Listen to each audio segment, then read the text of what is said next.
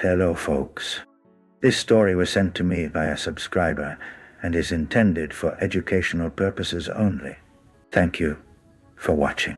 4.5 grams magic mushrooms. The Library of Living Books. The moment I swallowed those 4.5 grams of magic mushrooms, I had no idea I was about to enter the strangest library in existence. A place where books don't just tell stories, they live them. It began innocuously. Sitting in my tiny apartment, surrounded by stacks of dusty novels and fantasy art. The walls were closing in like a slow-motion hug, colors shifting to a vibrant neon palette. And suddenly, the books around me started twitching, shuffling, like they had minds of their own.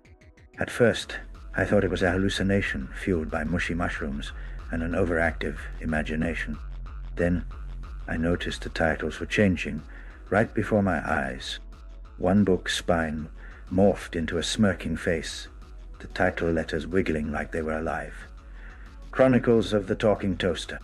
Another tom's cover rippled like water, and suddenly a pair of eyes blinked from the page. It wasn't just weird. It was utterly fascinating. Curious and a bit terrified, I reached for the nearest book. A hefty, leather-bound thing called The Guide to Interdimensional Gardening. As I opened it, a sudden gust of wind blew through the room, scattering pages like leaves. Then the book exploded into a miniature garden, right in my lap. Tiny, glowing flowers sprouted, emitting scents of cinnamon and freshly cut grass. I could hear faint whispers of gardening tips in a language that sounded like birdsong mixed with elevator mosaic. Suddenly, the bookshelves stretched infinitely upward and sideways. I was inside a living, breathing library with hallways made of stacked novels. And each book was a tiny universe. The floor was a mosaic of book pages, constantly shifting under my feet, like the library was alive and guiding me somewhere. At one intersection, I met a book titled Adventures of the Wandering Sock, which opened to reveal a sock puppet that proceeded to narrate a bizarre tale about its travels across laundromats and sock drawers worldwide. I laughed so hard it felt like my ribs might crack. As I ventured deeper, the books started communicating.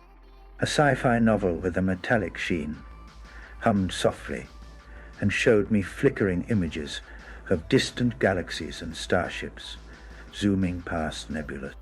A cookbook bubbled over with fragrant steam, revealing recipes for dishes I could only describe as cosmic comfort food, which made my mouth water despite the surreal setting. Then,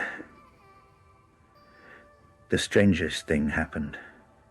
A book with no title and a blank cover slid itself off the shelf and floated toward me. It opened to a blank page. I blinked.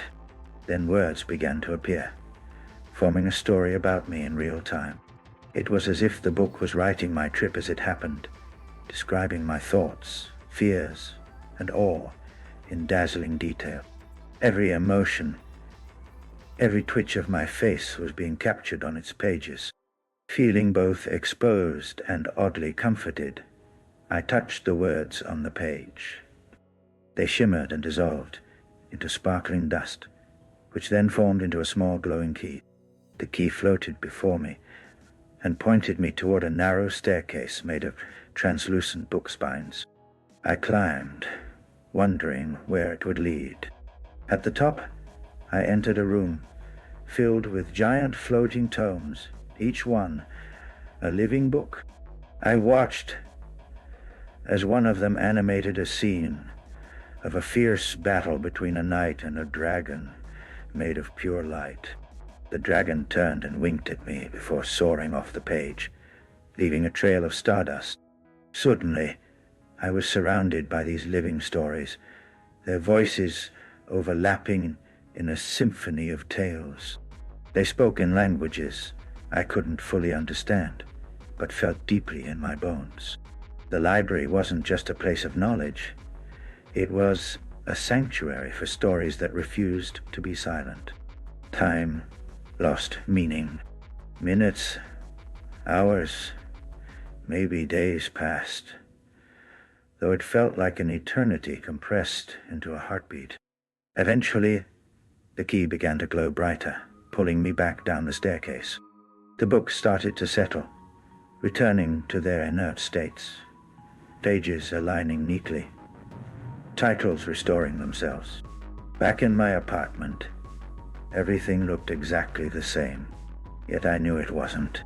The scent of cinnamon flowers lingered faintly, and my mind buzzed with the infinite stories I had witnessed. That day, I learned that stories are alive, waiting patiently inside books for someone curious enough to awaken them. I smiled, already eager for my next visit to the library of living books.